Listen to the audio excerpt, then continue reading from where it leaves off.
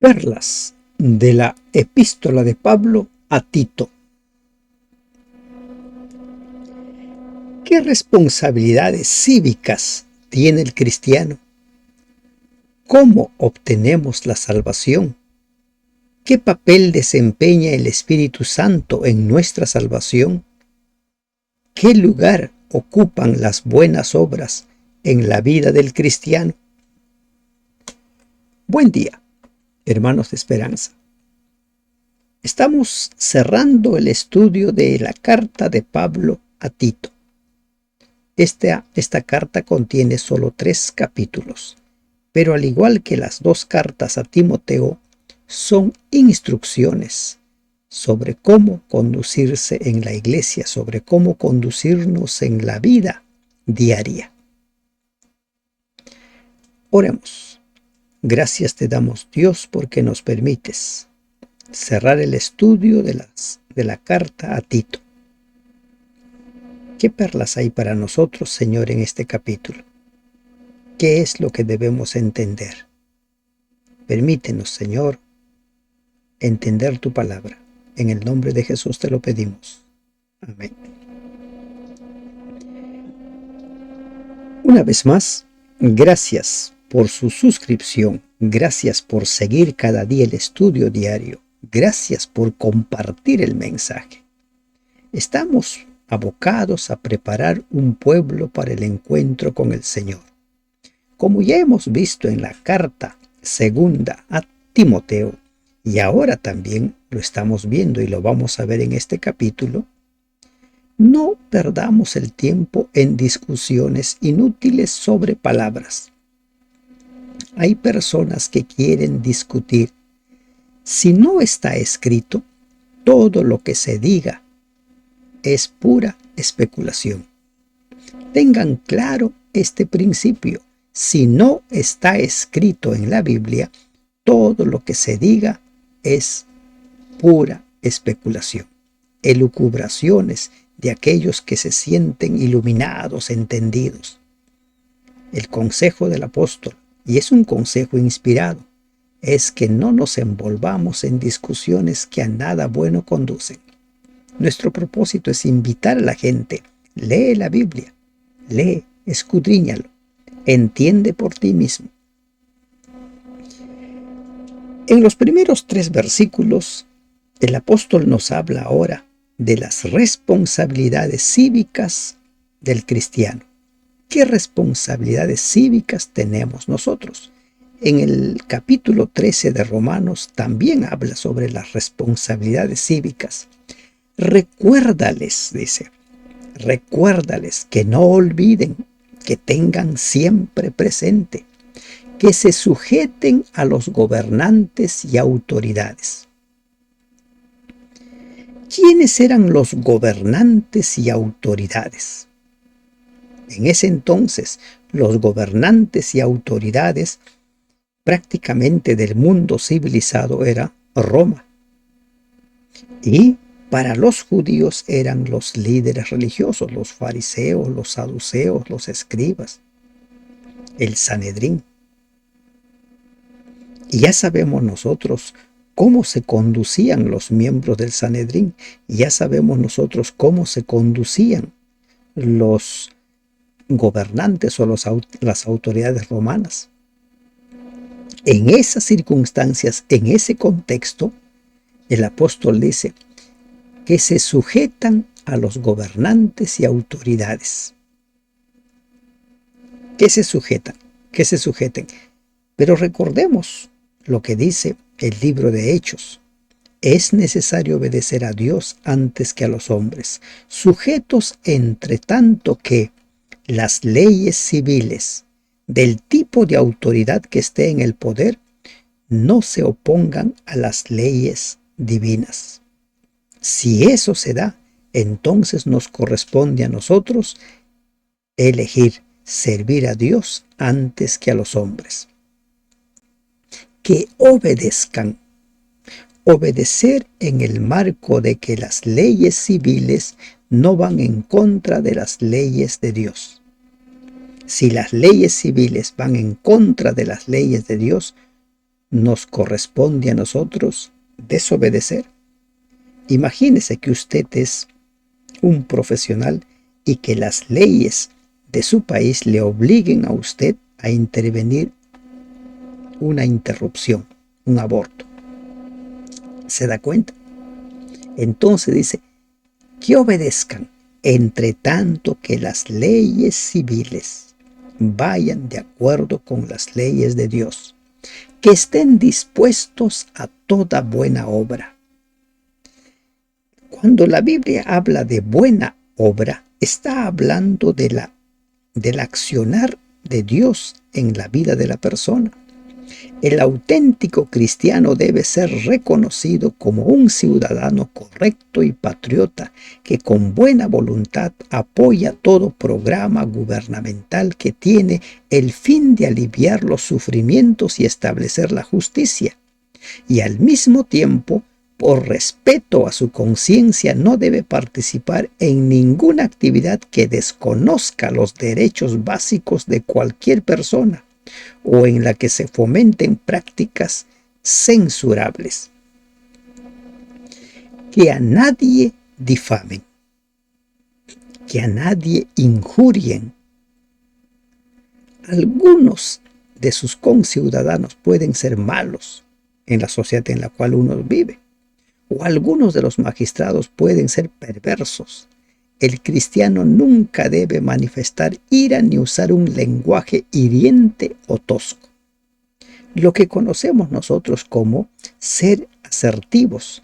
Puedes tú oponerte a algo, puedes tú ser tajante y firme, pero de forma asertiva, sin necesidad de injuriar, sin necesidad de agredir o sin necesidad de calificar despectivamente a una persona. Que a nadie difamen, que no sean pendencieros, sino amables. Un pendenciero, una persona envuelta en peleas. El cristiano genuino no fomenta pleitos. Por el contrario, es amable. No es una persona que está de continuo metido en conflictos. No debiéramos ser nosotros conocidos como pendencieros, sino como personas amables. Recuerden que el Señor dice, mi paz les he dado, no como el mundo le da. La paz de Dios es lo que va a hacer que nosotros actuemos de forma amable, mostrando toda mansedumbre para con todos los hombres. Mansedumbre, humildad, consideración. Este es el sentimiento íntimo que impulsa al cristiano a ser amable. Recordemos de Creta. ¿Qué pasaba en Creta? A propósito, les invito a ver el video que habla acerca del tema y del marco histórico de Tito. Allí hablamos ampliamente, por ejemplo, qué era Creta políticamente en ese entonces. Creta estaba situada en un lugar de mucha influencia de viajeros y de intenso comercio en el Mediterráneo. Con frecuencia era el escenario de ásperas incomprensibles o de asperezas incomprensibles entre comerciantes y gentes que venían de muchos países. Y ya hemos visto también en el primer capítulo, los cretenses se caracterizaban por ser mentirosos, glotones, ociosos, se comportaban como animales salvajes. Y ahora le dice que a nadie difamen, que no sean pendencieros sino amables, mostrando toda mansedumbre para con todos los hombres. Imagínense esas personas que actuaban como animales salvajes. Ahora deben comportarse con mansedumbre para con todos los hombres, con humildad, con consideración. Solo el Espíritu Santo puede producir esos cambios. Generalmente se dice que una persona adulta ya no cambia. Humanamente es imposible, pero para Dios todo es posible. Porque nosotros también éramos en otro tiempo insensatos, rebeldes, extraviados, esclavos de concupiscencias y deleites diversos, viviendo en malicia y envidia, aborrecibles y aborreciéndonos unos a otros. Pablo les recuerda ahora a ellos, también les recuerda a Tito, recuerda cómo éramos nosotros.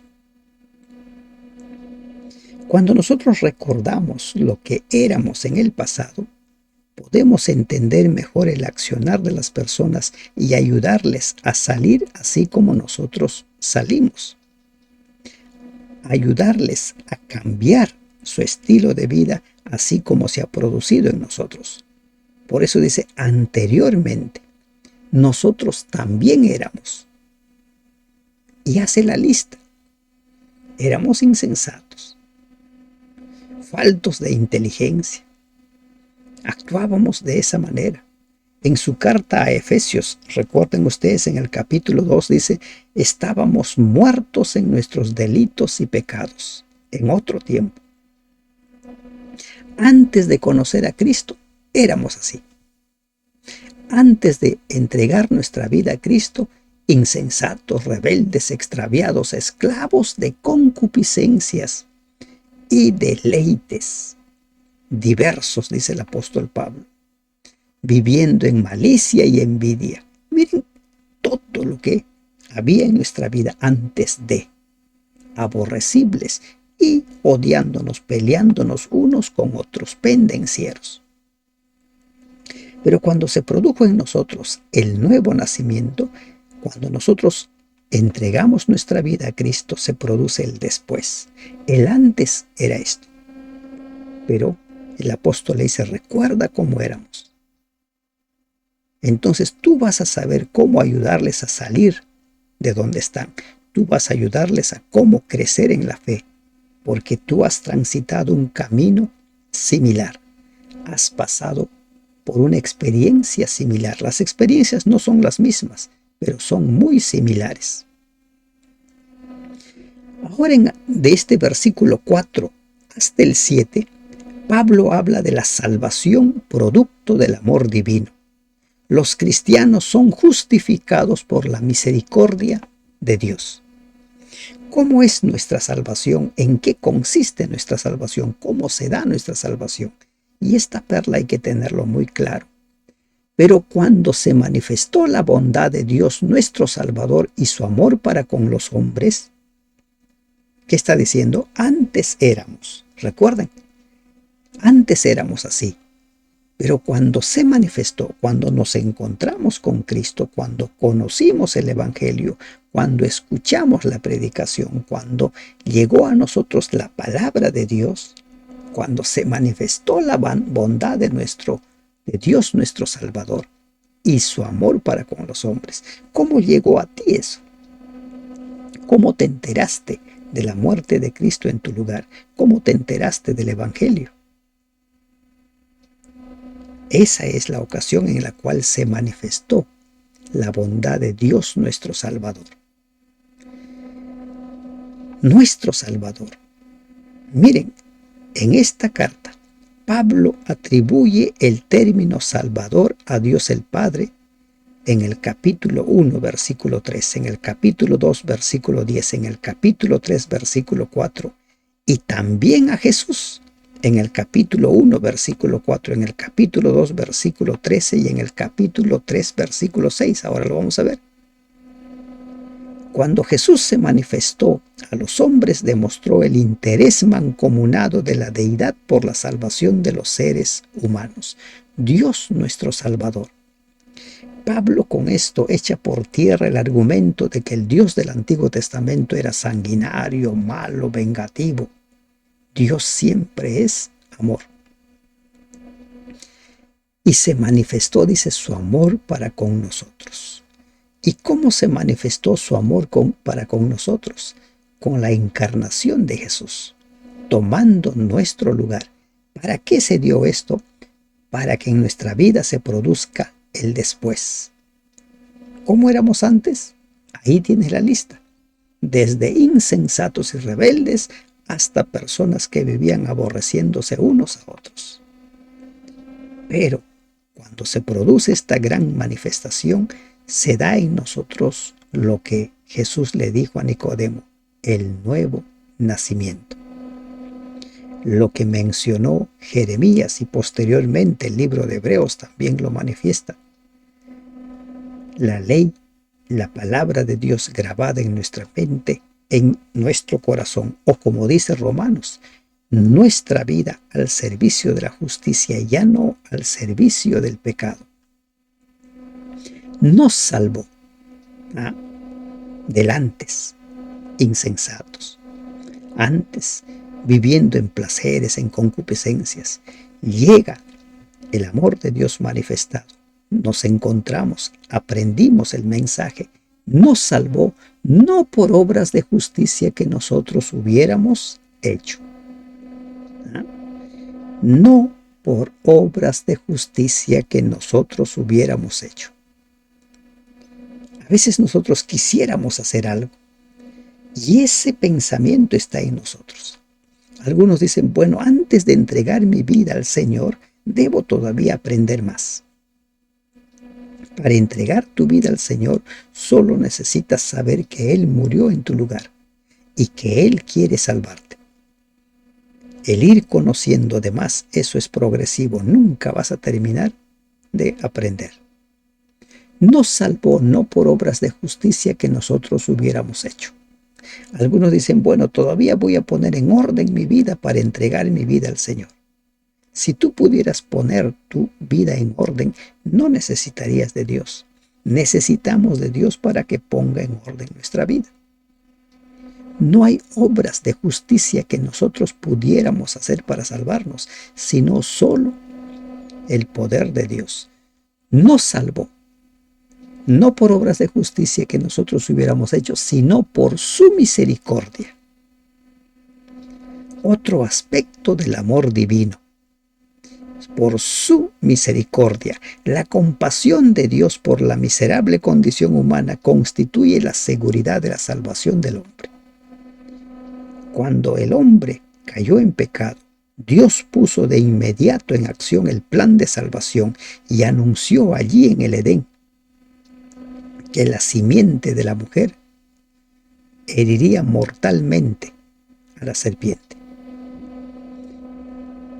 Por su misericordia, por el lavamiento de la regeneración, el lavamiento de las malas tendencias, lo que se ha mencionado en el versículo 3. Recuerden, volvemos si gustan al 3.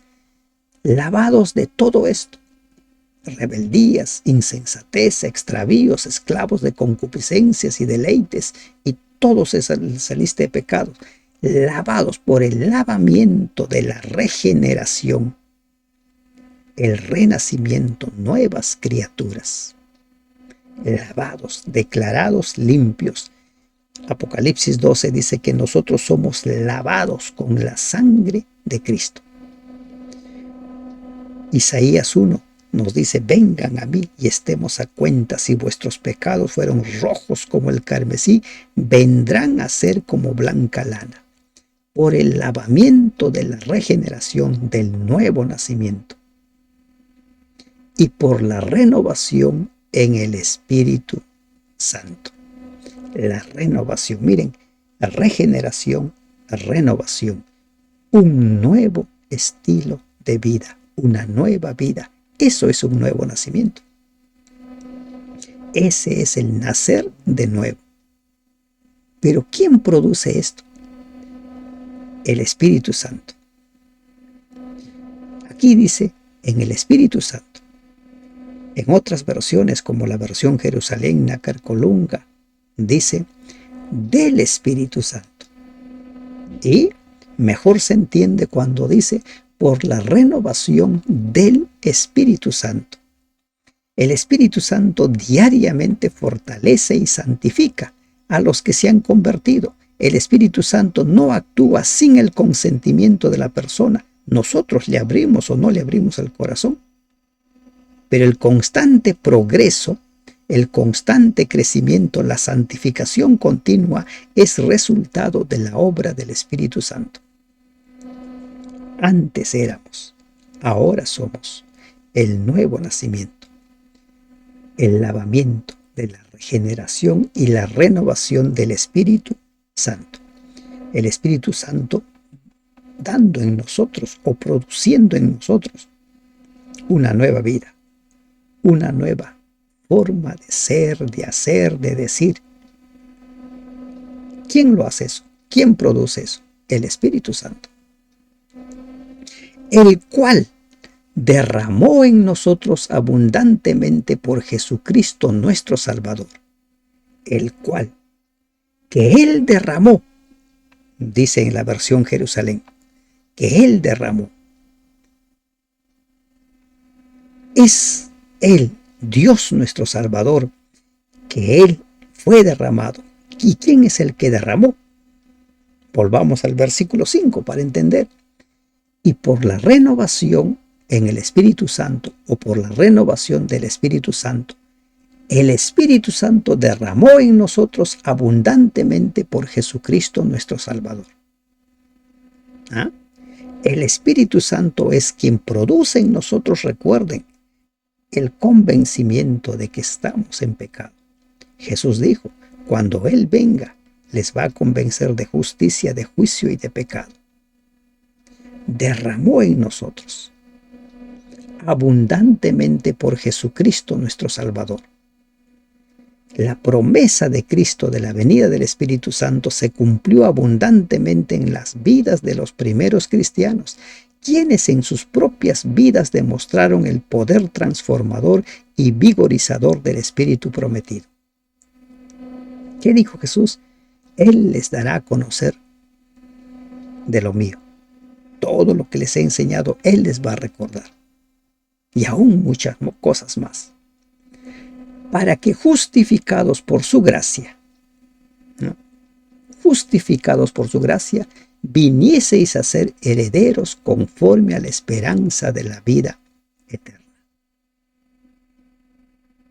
Justificados, lavados, regenerados, declarados limpios, declarados justos.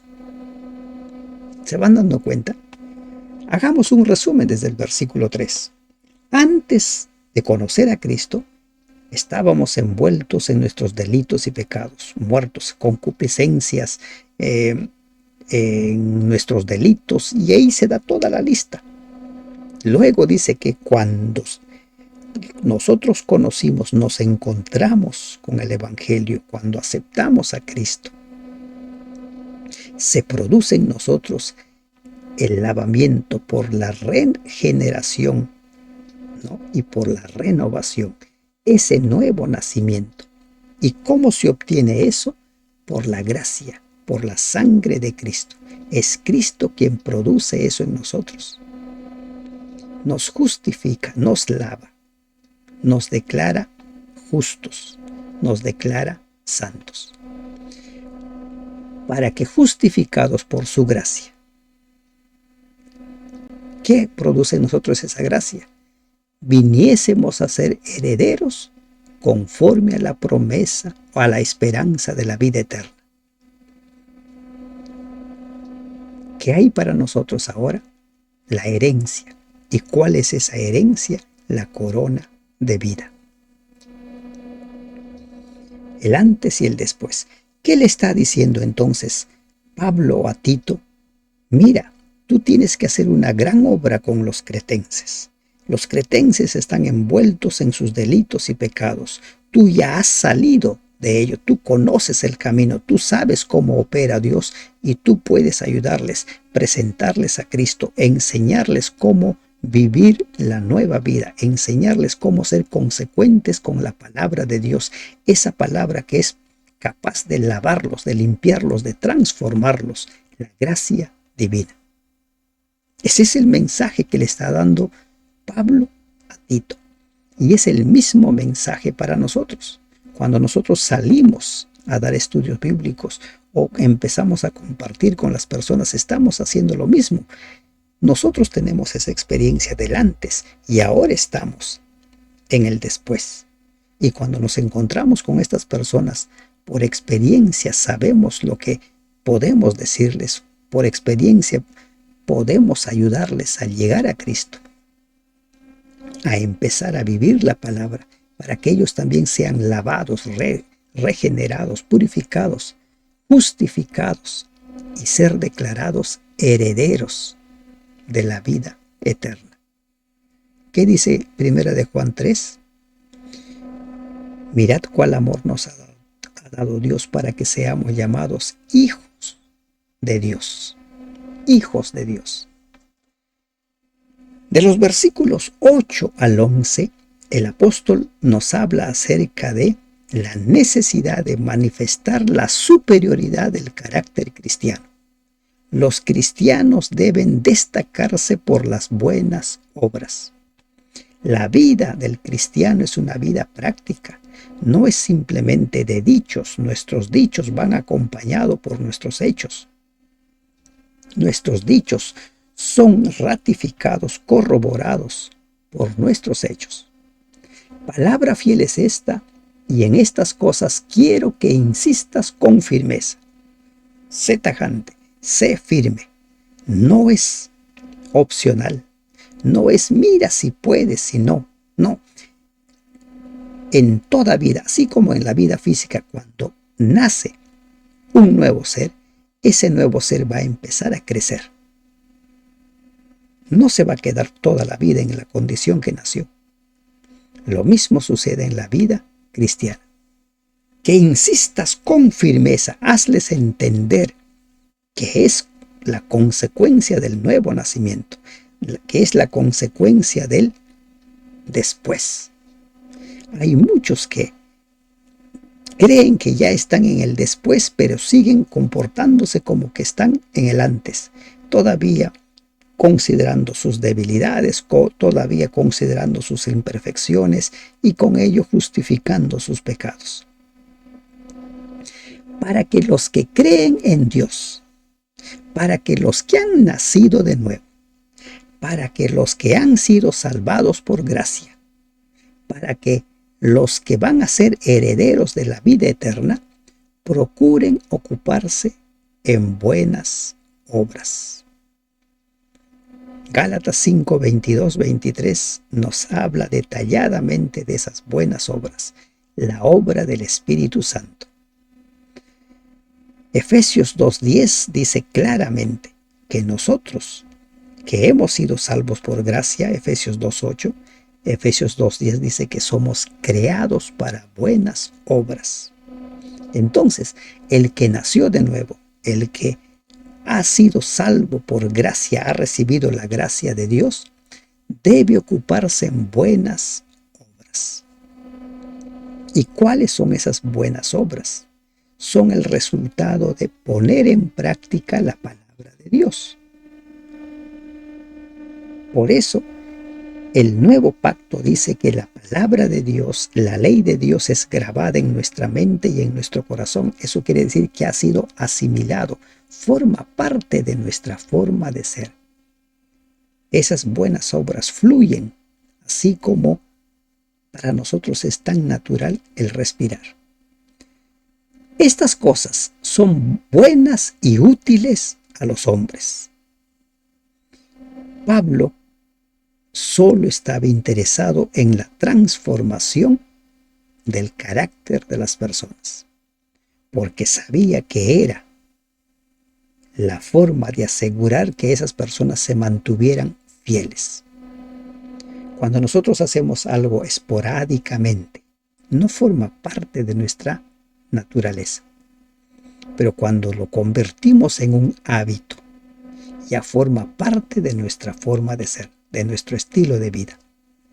Y el apóstol Pablo estaba interesado en la transformación del carácter de los cretenses. La palabra de Dios está interesado en la transformación de nuestros caracteres. Estas cosas son buenas y útiles a los hombres. En la segunda carta de Timoteo, cuando habla acerca de la palabra inspirada, dice que es útil. Útil para corregir, para reprender, pero también dice para que los cristianos estén enteramente preparados para toda buena obra. Ahora, en los versículos 9 al 11, el apóstol es claro y dice que debemos evitar actividades inútiles. No te pongas a discutir con las personas por una palabra. Insisto lo que dije al principio. Si lo que te dicen las demás personas, queriendo rebatir, refutar tu fe, no está escrito, entonces es pura especulación. Y si te mencionan un texto, léelo y entiéndelo. Recuerda, la Biblia no se contradice. Si te están mencionando un texto y le están dando otro significado, hazle entender a esa persona cuál es el mensaje. Pero si esa persona se vuelve contumaz, simplemente no pierdas tu tiempo, pero evita cuestiones necias, es decir, inútiles disputas en cuanto a requisitos mosaicos y fariseicos en ese tiempo. Hoy en día, ¿cuáles serían esas cosas necias? Algunos discuten acerca de, no, el Espíritu Santo no existe, el Espíritu Santo es una invención. Para negar la existencia del Espíritu Santo tendríamos que borrar muchos pasajes bíblicos. Muchos. Y quienes niegan la existencia del Espíritu Santo simplemente fuerzan esos pasajes para decir cualquier otra cosa. Por ejemplo, una persona me decía, cuando Jesús dice lo siguiente, es necesario que yo me vaya, porque si yo no me voy, no vendrá el Espíritu Santo. Jesús es claro, yo me tengo que ir para que venga el Espíritu Santo, pero antes dice, yo voy a rogar al Padre para que les envíe el Espíritu Santo. Entonces, quienes niegan la existencia del Espíritu Santo, quienes niegan la existencia de la deidad, dicen, no, Dios estaba diciendo que le va a pedir a Él para que Él venga y después Él mismo se vaya. Absurdo, ¿verdad? Hay que forzar las escrituras para negar la deidad. Hay que forzar las escrituras para negar la existencia del Espíritu Santo. Simplemente hay que borrar o eliminar hojas. Si no, no se puede. Por eso dice el apóstol, evita cuestiones necias y genealogías. Los judíos se sentían orgullosos de su genealogía. Somos los hijos de Abraham. Pero Pablo ya disertó ampliamente en Romanos. Son hijos de Abraham los que participan de la fe que tuvo Abraham, no los que son descendientes por la carne, por la sangre. Genealogías y contenciones y discusiones acerca de la ley, porque son vanas y sin provecho. No discutas. Recuerda, la Biblia no se contradice. Recuerda, si no lo dice la Biblia, son puras especulaciones. Cuando las personas dicen que la ley ya fue clavada, que la ley ya fue anulada, entonces están diciendo que Pablo se contradice a sí mismo. Un pasaje claro es Romanos 3:31. Luego, por la fe invalidamos la ley, en ninguna manera, sino que la confirmamos.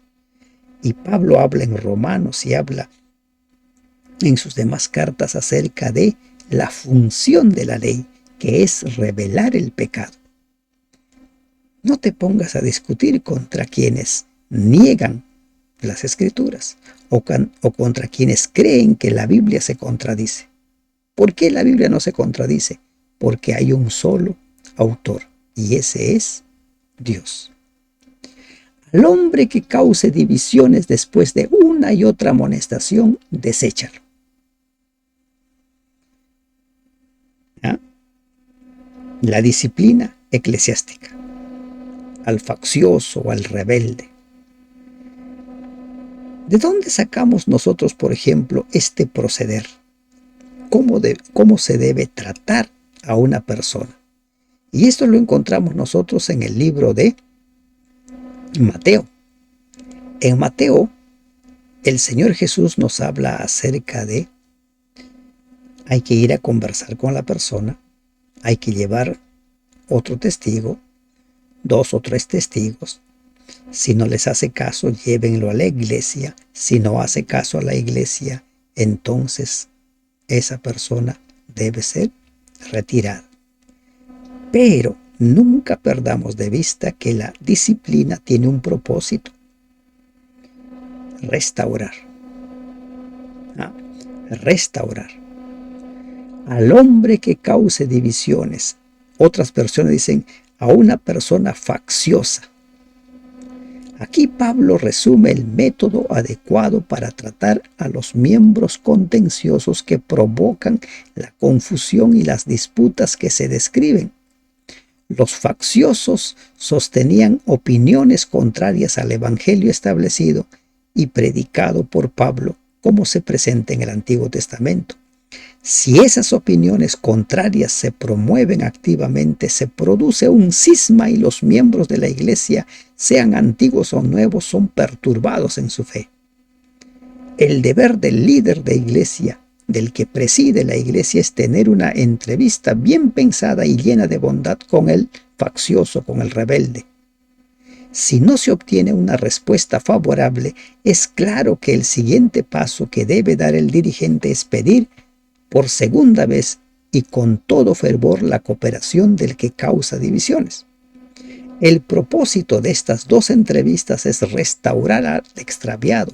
Debe presentarse suficientes evidencias al disidente, de modo que con toda legalidad y con todo fundamento se presenten claramente sus puntos de vista equivocados.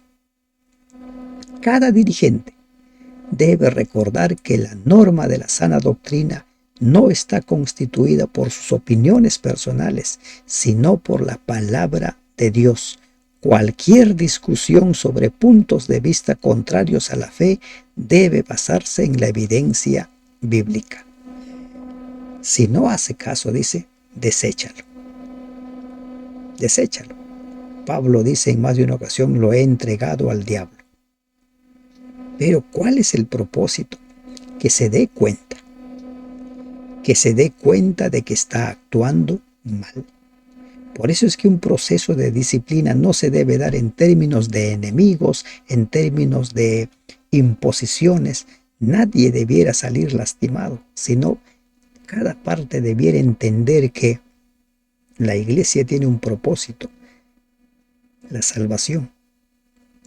Y para lograr ello, en ocasiones se tiene que disciplinar, en ocasiones se tiene que retirar a una persona hasta que se dé cuenta, sabiendo que el tal se ha pervertido, se ha desviado, ha perdido de vista el rumbo, el camino, y peca y está condenado por su propio juicio. Peca.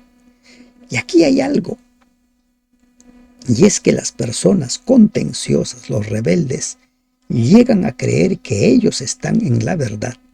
Por más evidencias que se les dé, llegan a creer que están ellos en toda la verdad y los equivocados son los demás. Por eso dice, está condenado por su propio juicio, es decir, por su propia conciencia. Su propia conciencia los va a condenar, porque ellos en el fondo saben que están forzando las escrituras. Quienes niegan la vigencia de la ley de Dios, quienes enseñan la existencia de un infierno, saben lo que dice la Biblia en el fondo. Y saben que hay muchos pasajes que tienen que negar y forzar para enseñar tal mentira.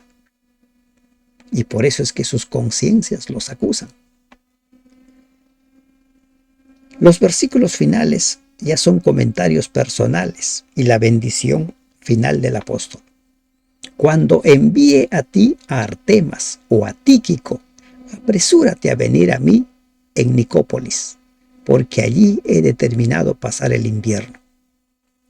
Imagínate el equipo misionero de Pablo en diversos lugares. No lugares de por ejemplo acá en Lima, de un distrito a otro o en el mismo distrito. No, sino lugares muy distantes. lugares para los cuales había que caminar días o había que navegar días. Ahora se menciona a Artemas, otro fiel colaborador. No se sabe más de Artemas, pero él lo menciona. Artemas. De Tíquico ya hemos escuchado varias veces de Tíquico.